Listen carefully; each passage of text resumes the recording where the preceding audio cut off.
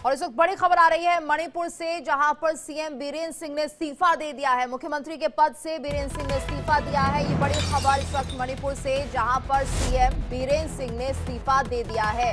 मुख्यमंत्री के पद से बीरेंद्र सिंह ने इस्तीफा दिया है। तो अब से कुछ देर पहले बीरेंद्र सिंह ने इस्तीफा सौंपा है। मुख्यमंत्री के पद से बीरेंद्र सिंह ने इस्तीफा दे दिया। और ज्यादा जानकारी के लिए बात करेंगे संवाददाता महिमा कटारिया से। महिमा, क्या जानकारी, क्या वजह बताई जा रही है इसके पीछे? जिस तरीके से बताया, हम सब वाकिफ हैं इस बात से, जिस तरीके से मणिपुर में पॉलिटिकल डेवलपमेंट चल रही है, जो हालात चल रहे हैं। कल विधानसभा का जो सत्र है वो शुरू होने वाला था और ये अटकलें लगाई जा रही थी कि विपक्ष नो कॉन्फिडेंस मोशन जो है वो एन बीरेन के खिलाफ मूव करने वाला है।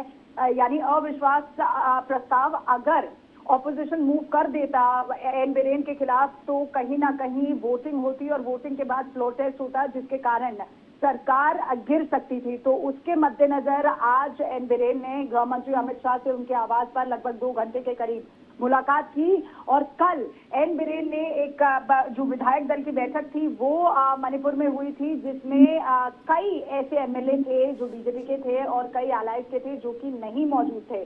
अब सबसे बड़ा सवाल यहाँ पे खड़ा हो जाता है कि खुद के एमएलए अगर उस विधायक दल की बैठक में नहीं मौजूद थे और उसके चलते आज एन बीरेन को यहाँ पर राजधानी दिल्ली में गृह मंत्री अमित शाह के आवास पर आना पड़ा। और सभी पॉइंटर्स को देखते हुए या सभी सिचुएशंस को, पूरी रणनीति तय करते हुए कि किस तरीके से अगर नो कॉन्फिडेंस मोशन मूव हो जाता है और सरकार गिर जाती है तो क्या कुछ होगा। उसके चलते अब शाम में जो लेटेस्ट डेवलपमेंट आई है वो ये आई है कि एन बीरेन ने अपना इस्तीफा गवर्नर अजय कुमार भल्ला को राजभवन में इम्फाल में जाके सौंपा है।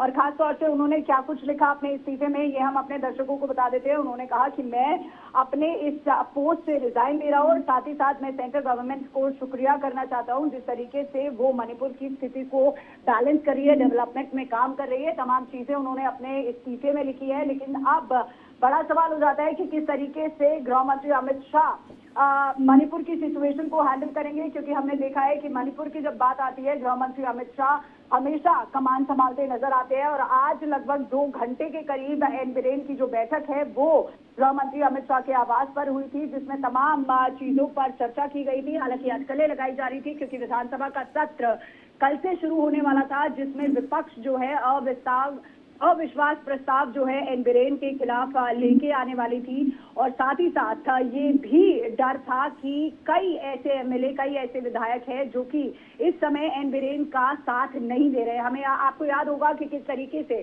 कुकी और मेती दो कम्युनिटीज हैं जिसमें वायलेंस जो है वो लगातार हो रहा है और इस वायलेंस को लगभग हो गए हैं, जिसमें 250 लोगों की जान जा चुकी है। अपने दर्शकों को बता दें कि ये 7th सेशन होगा 12th लेजिस्लेटिव असेंबली मणिपुर का, लेकिन उससे पहले ही एन बीरेन ने यानी मणिपुर के मुख्यमंत्री ने इस्तीफा दे दिया है। जी बिल्कुल महिमा, और 21 महीने से राज्य में जिस तरह से मैतेई कुकी के बीच हिंसा जारी है और बीजेपी की सरकार इस मैटर को हैंडल नहीं कर पा रही, अब आगे क्या रास्ता बचता है? क्योंकि ये देखिए बीरेंद्र सिंह ने तो इस्तीफा दे दिया है, लेकिन अब क्या ऑप्शन है बीजेपी के पास? देखिए, अब ये रणनीति क्या कुछ आला कमान तय करेगा, क्योंकि जिस तरीके से आज एन बीरेन ने बैठक की थी, जिस तरीके से आज गृह मंत्री अमित शाह के पास वो अपनी समस्या लेके आए थे, क्योंकि मणिपुर की जब बात आती है गृह मंत्री अमित शाह हमेशा से फ्रंट फुट पर रहे हैं। और खास तौर से अब किस तरीके से गवर्नर से बात की जाएगी, क्योंकि बिल्कुल महिमा, कुछ तस्वीरें आ रही हैं और जिस वक्त एन बीरेन ने इस्तीफा दिया राज्यपाल को, उस दौरान की तस्वीरें हैं, क्योंकि खुद वो जिस तरह के हालात बने हुए हैं वो संभाल नहीं पाए। राज्य में लगातार हिंसा रही। और महिमा, ये देखिए जो तस्वीरें आ रही हैं, इंडिया डेली की एक्सक्लूसिव तस्वीरों में अपने दर्शकों को दिखा रहे हैं कि जब मणिपुर के सीएम यहाँ पर इस्तीफा देते हुए नजर आए राज्यपाल को, और ये वही तस्वीरें हैं। और एक बहुत बड़ी जिम्मेदारी थी, क्योंकि जिस तरह से लगातार हिंसा हो रही थी महिमा, और इस पर कंट्रोल ना कर पाना कहीं ना कहीं किसी भी सरकार के लिए असफलता के तौर पर इसे देखा जाता है कि आप अब तक सिचुएशन हैंडल नहीं कर पाए और विपक्ष इसको लेकर निशाना साध रहा था। बिल्कुल आपने सही कहा, जिस तरीके से विपक्ष इस पूरे मैटर को लेकर निशाना साध रहा था। बार बार आपको याद होगा जब संसद का सत्र भी चलता था, राजधानी दिल्ली में, तब भी लगातार एक बात उठाई जाती थी विपक्ष के तरफ से कि किसी ना किसी तरीके से मणिपुर पर कुछ ना कुछ, चाहे तो वो गृह मंत्री अमित शाह हो, वो बातचीत करे, क्या क्या क्या सोल्यूशन जो है वो मिलता नजर आएगा।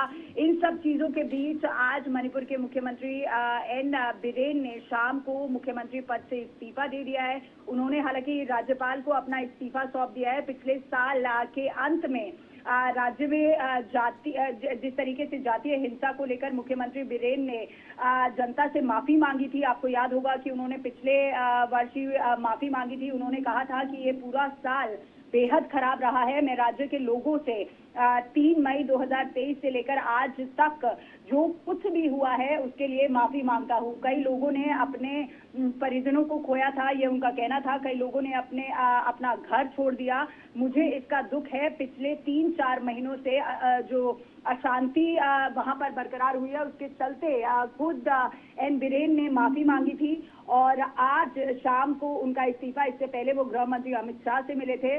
आपको याद, आप अपने दर्शकों को बता दें कि लगभग 2 घंटे की बैठक जो है गृह मंत्री अमित शाह से उन्होंने की थी।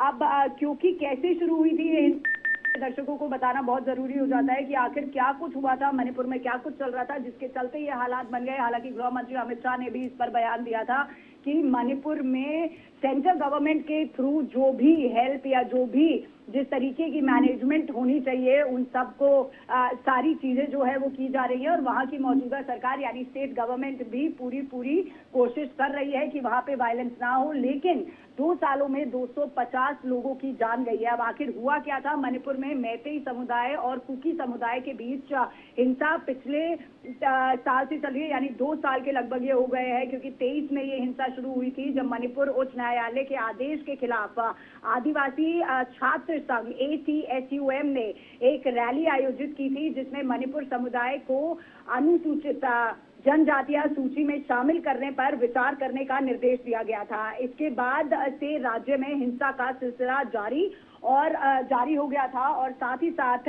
इस पर नियंत्रण जो है वो नहीं काबू पाया गया था, जिसके चलते कई ऐसी कोशिशें की गई थी। गृह मंत्री अमित शाह खुद मणिपुर में रह के आए थे। लेकिन कल विधानसभा, सबसे इम्पोर्टेंट बात यह है कि कल विधानसभा का सत्र होना है जिसमें ऑपोजिशन जो है अविश्वास प्रस्ताव जो है एन बिरेन के खिलाफ लेके आती है, जिसमें वोटिंग होती है और वोटिंग के बाद फ्लोर टेस्ट जो है वो कहीं ना कहीं देना पड़ता और उसके बाद सरकार गिरने का जो खतरा था वो कहीं ना कहीं एन बिरेन के सर पर मंडरा रहा था। जिस तरीके से वहां वायलेंस हो रहा था, उन्होंने माफी भी मांगी थी।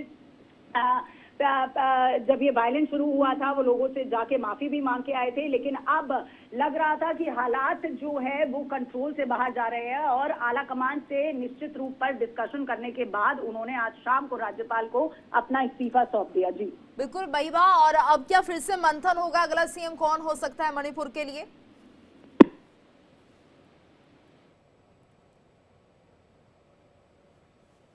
तो देखिए, मणिपुर से सीएम बीरेन सिंह ने इस्तीफा दे दिया है। बताया जा रहा है कि 21 महीने से जो हिंसा राज्य में चल रही थी उसको लेकर सवालों के घेरे में थे और अविश्वास प्रस्ताव लाया जा सकता था विपक्ष की तरफ से, लेकिन उससे पहले ही बीरेन सिंह ने इस्तीफा दे दिया है।